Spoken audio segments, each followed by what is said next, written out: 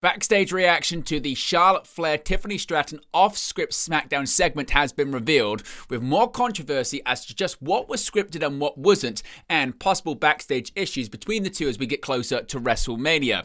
We've got updates on Kevin Owens' neck injury just when he sustained the injury that's causing him to miss WrestleMania. More details on Mark Davis's recent injury for AEW. More details on Goldberg's training for his upcoming retirement match. TJ Perkins reportedly is a free agent after turning down a contract offer from New Japan Pro Wrestling. Rated FTR seemingly on the same page ahead of tonight's AEW Dynasty. Switchblade Jay White confirms he sidelined with a broken hand last night on AEW Collision. Several more matches are confirmed for tonight's AEW Dynasty pay-per-view. The date and location for AEW Fighter Fest is confirmed. And Penta vs Dominic Mysterio is set for Monday's edition of Raw.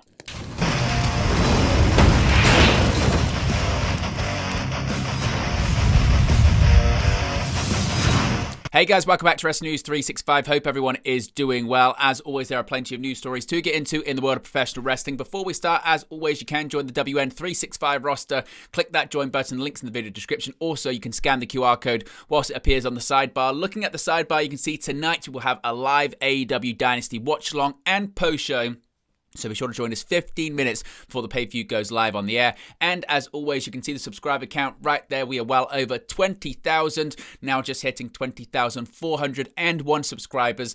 Just over 500 to go until 21,000. It's been a major week here, expanding the WN, that being the Wrestle News universe. So if you haven't already, be sure to subscribe and click this fast-growing and emerging community. Now, let's get into more reaction when it comes to this controversial segment on Friday Night SmackDown that went off the rails and went off script between WWE Women's Champion Tiffany Stratton and Charlotte Flair ahead of WrestleMania. Let's begin with Sean Ross Sapp of Fightful Select. Now, Tiffany Stratton and Charlotte Flair had a surprising and very buzzworthy promo exchange on Friday Night SmackDown.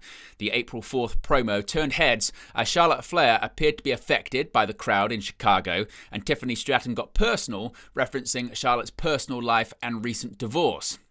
Charlotte discussed her recent divorce from Andrade on the Sherri Shepherd show this week. After making a comment that Charlotte was 0-3 in marriages, Tiffany quickly rolled out of the ring.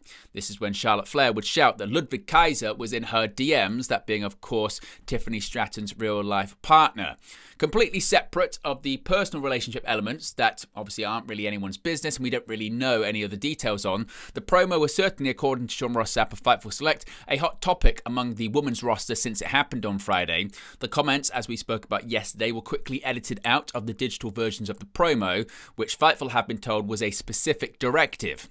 The segment was listed as being written by Devin Preto. However, almost everyone that watched it unfold, according to Fightful, believes it wasn't supposed to go down that way, and that includes staff and talent. Now, it's worth noting that the following are reactions from those within WWE. Fightful have not heard of any further altercation backstage, but heard that Charlotte Flair didn't appear to be pleased. A number of talent on the roster reached out to Fightful and said that Charlotte is known to call audibles on promos and spots in the ring, and two talent said that Tiffany Stratton had to, quote, fight back, end quote, after the side-by-side promo that seemed to have Charlotte Flair taking control over.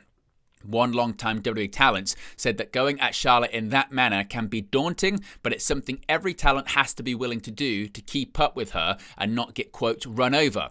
Another prominently booked women's talent said to Fightful that it was likely that Tiffany Stratton was doing what she had to do, but the prospect of going towards Charlotte seems like a horrifying prospect for anyone that does it. There were several talent that believed WWE, Charlotte, and Tiffany Stratton should all lean into the angle, but that it seemed the crowd changed the trajectory of the promo.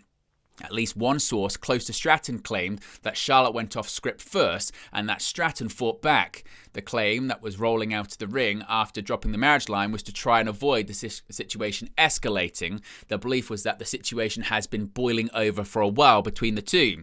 Management, according to Fightful, that being WWE management, wasn't happy with either woman from what Fightful have been told. Now, Fightful have heard that when the back and forth happened to close the promo, there were some audible oohs and woes and general surprise that it unfolded that way. Now, that's according to Sean Ross Sapp of Fightful Select. And we've got more details of this as well coming from Dave Meltzer in the Wrestling Observer. In an update on the angle from Dave Meltzer, the situation between the two, similar to what Sapp was saying, had been brewing, with those close to the situation noting that neither was in the right, though Charlotte is taking most of the heat. Meltzer notes that the problems were early, and that it wasn't the line referencing Charlotte's divorce that caused them, as that would have led to more heat falling on Tiffany rather than Charlotte. Meltzer also notes that everyone seems to have been told that it was a segment that fell apart, though one person did know that during WrestleMania season, you can't say 100% either way, as you were taught to believe nothing on television is real. Now, someone close to Stratton noted that Charlotte was the one who went off script first, again, similar to what Sean Ross Sapp was reporting, and that Tiffany's lines, from her standpoint, were retaliation, with her rolling out of the ring being done to avoid it getting worse and being used as a defense mechanism. Again, similar to what Fightful is reporting here. This would be consistent with Charlotte Flair having more heat on her than Tiffany, according to someone very close to the situation, who provided no additional details past that, and that there was heat on both, with neither being in the good guy spot here. Now, the YouTube version of the segment has seen a number of personal insults edited out, as well as the Twitter video featuring Tiffany's line about Charlotte Flair being 0-3 and Charlotte's line about Kaiser also being deleted. Now, that's obviously a similar story that Sean Ross Sapp was reporting, being echoed there by Dave Meltzer. Now, as I mentioned, WrestleVotes has reported after the segment that Flair and Stratton were off the script quite a bit during the segment, with the Joe reportedly saying very little of what was on the rundown for them. That was kind of the immediate reaction after the show. Now, sources have noted to PW Insider that Flair was obviously thrown by the crowd in Chicago, which made Stratton's shot hit a little bit harder. Flair's comment about Kaiser being in her DMs was described by one source as coming off like a flailing shot from a boxer who didn't realize they were KO'd, end quote, with the same source also stating that Flair was obviously gotten to. Now, it's worth noting that WRKD Wrestling previously reported, quote, for anyone concerned or thinking otherwise, Charlotte's divorce absolutely would have not been mentioned without clearance ahead of time. So certainly, again, a lot of reporting there. Some suggesting that Charlotte Flair has the greater amount of heat here, but neither are in the good spot here when it comes to all of this. And again, this segment went very much off the rails, but it looks like possibly Charlotte may have been the person to go off script first, leading to Tiffany to retaliate, and certainly all the reports suggesting that this has been a situation that's been brewing for quite some time. So what are your thoughts on all of this? Let me know your reaction to it in the comment section below. Be sure to smash a like on the like button. Be sure to subscribe as well. Now, coming out of SmackDown is a very newsworthy show talking about Kevin Owens and him missing WrestleMania. Now, ahead of the April 4th SmackDown episode, reports emerged indicating that Kevin Owens was dealing with a serious injury, fueling uncertainty about his WrestleMania status. Owens ultimately made an appearance on SmackDown to note that he has been dealing with a neck injury for several months, which will require him to undergo surgery. With Kevin Owens versus Randy Orton officially called off, Mike Johnson of PW Insider has provided more details on Owens' status. The report confirmed that the injury is 100% legitimate and not a work, with it noted that the reaction of those spoken to within the company has been sympathy and sadness for Kevin Owens. One WWE source reportedly described the situation as awful, with it noted that Owens is indeed expected to have surgery soon. Another source indicated that Owens is specifically looking at neck fusion surgery. There is currently no word on a time frame for Owens' return, with some people that undergo neck fusion surgery missing up to a year of action. Now, continuing with Kevin Owens and this injury, Owens himself has actually spoken about just when he thinks he suffered this injury. Speaking on My Mom's Basement with Robbie Fox, Owens explained that he believes he suffered his injury during a match which took place in January, noting that his MRI scan in December looked fine, where his MRI from earlier this week confirmed a serious injury. Kevin Owens said, quote, so I know for a fact there's a specific moment because in December I did a full body MRI just on my own for curiosity, just to like make sure, to see if there's anything that I should be aware of, and it's kind of the thing where like, yet it, you could see if you have issues with your bone structure or whatever, or even like, organs or anything like that. And at that time, the report came back that my knees were shit, but I've been well aware of that for a long time, so there's no concern there. There's something about my spine and, mild to moderate stenosis, which for what we do, and I showed it to the WWE doctor, I'm like, yeah, for what you guys do, everyone's got a level of stenosis. Everyone on Earth walking around has a level of stenosis, but, Yours is your spine and your neck, and everything looks good. Everything looks good for what you've been doing. You're fine, so great, and I felt great. But then in January, I had a match, and in the match, two things happened that really jarred my neck, and that's when the issue started. So I knew there was something, and then we ended up doing an MRI this week and found out that, yeah, it's serious. So yeah, I think that match in January is what did it, because I had an MRI a month before that, and everything looks fine. So now, Kevin Owens wrestled twice in January, first defeating Rey Mysterio on the January 17th episode of SmackDown, before winning against Jimmy Uso on the January 24th episode of the show. Owens has competed in 2 Extreme Stipulation matches since January, facing WWE Champion Cody Rhodes in a ladder match at the Royal Rumble in February, and defeating Sami Zayn in an unsanctioned match at Elimination Chamber in March. We wish Kevin Owens the best in his recovery. Keeping with injuries here, an update when it comes to Mark Davis in AEW. Former Ring of Honor Tag Team Champion Mark Davis hasn't had the best of luck when it comes to injuries during his AEW career, and less than 6 months after returning from a lengthy spell on the shelf, it was reported that Davis had suffered another injury, this time during his match with Powerhouse Hobbs on the March 26th episode of AEW Dynamite.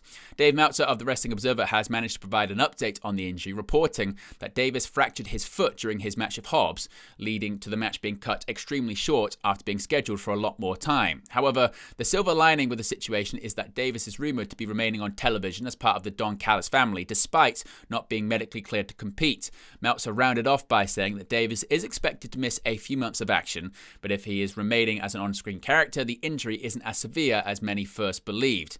As previously mentioned, Davis had not long come back from an extensive period of time on the sidelines. He returned to AEW after missing just over 1 year of action after suffering a serious wrist injury at the 2023 Wrestle Dream pay-per-view, where Davis and his Aussie Open tag team partner Kyle Fletcher failed to take the AEW Tag Team Championships from FTR. That injury also came 3 months after Davis had made a return from another injury that he had when Aussie Open was signed by AEW in May of 2023. An injury that not only forced Aussie Open to vacate both the IWGP and New Japan Strong Openweight Tag Team Championships, but also saw AEW President Tony Khan pay for the surgery personally to get Davis healed quicker than many people originally anticipated. Now, an update here when it comes to Goldberg and his WWE retirement match. The last time to chant Goldberg is upon us, as Dave Meltzer of the Wrestling Observer newsletter is noting that Bill Goldberg is currently training for his impending retirement match, which is set to happen sometime this year. According to the report, the former WCW and WWE World Heavyweight Champion is shaking off the ring rust and training with the Von Erichs and former K1 kickboxing star Tyrone Sprong. It's interesting to note that Goldberg and Kevin both moved to and currently reside in Bourne, Texas for similar reasons unrelated to wrestling. Goldberg's son and Kevin's grandson are participating in the city's high school football opportunities. Now, going over to New Japan Pro Wrestling here, and TJ Perkins is a free agent. Spring is in the air, which signifies that change is definitely on the horizon. For former 3-time IWGP Junior Heavyweight Tag Team Champion TJ Perkins, he is embarking on new ventures following reports from Fightful Select that confirm that the current United Empire leader is returning to the free agency market. New Japan Pro Wrestling apparently made a contract offer to Perkins, which he declined to sign. Those who spoke with Fightful mentioned that this decision was received amicably and there were no hard feelings from either party. As of this recording, TJP will continue to work for New Japan on a freelance basis, appearing in other upcoming New Japan shows except for this year's Super Junior tournament, which begins on Saturday, May 10, and for which he opted not to participate. Now, going over to last night's AEW Collision, and of course it's AEW Dynasty tonight, and Rated FTR appears to be on the same page. PAC defeated Cash Wheeler on the April 5th AEW Collision. During the climax of the match, the Death Riders, Claudio Castagnoli and Wheeler Yuta, and Cope and Dax Harwood interfered. PAC would end up rolling up Cash in all of the confusion. After the match, of course, heading into Dynasty later on this evening on pay-per-view, Cope and Wheeler extended their hands to Harwood, who accepted them as Rated FTR. Appeared to quash any tensions amongst them heading into their AEW World Trios Championship opportunity tonight at Dynasty. In previous weeks, growing internal frustration from Howard has led to tense moments between his two partners, and Cash Wheeler would even tell Dax that they would have to talk again after the championship match is behind them, of course once again suggesting that there is tension involved. Switchblade Jay White was on AEW Collision last night and confirmed his injury. Jay White confirmed on AEW Collision that he suffered a broken hand, which has forced him out of the Owen Hart Foundation men's tournament. On Wednesday's AEW Dynamite, announcers informed fans that White had been attacked by the Death Riders. White was replaced in the tournament by Kevin Knight. White addressed the Death Riders, saying they have given him time to prepare, and he will remind everyone that he is the Switchblade when he returns. It's unknown when White will return to the ring. We wish him the best in his recovery. Now, tonight is AEW Dynasty. Of course, we'll have a watch-along and a post-show, so be sure to join us live on the channel. And 2 bouts have been added to AEW Dynasty 0 Hour. Max Caster's Open Challenge will return as part of AEW Dynasty 0 Hour. Caster held an Open Challenge on AEW Collision, and he was defeated in short order by Mark Briscoe. He is 0-7 in his Open Challenges. Plus, Nick Wayne will team with CRU against Top Flight and AR Fox. Now, AEW Fighter Fest, the next iteration of this show has been announced. AEW Fighter Fest will return in June. All Elite Wrestling announced that AEW Fighter Fest will take place on June 4th from Denver, Colorado. Tony Schiavone stated that the event will be a 4-hour special with AEW Dynamite and AEW Collision airing. Andrew Zarian of Beyond the Bell previously reported that WBD was considering a multi-hour special for AEW during the NHL playoffs. AEW Fighter Fest was established in 2019 as a special event before becoming an annual Dynamite special until 2023. There was no Fighter Fest event in 2024.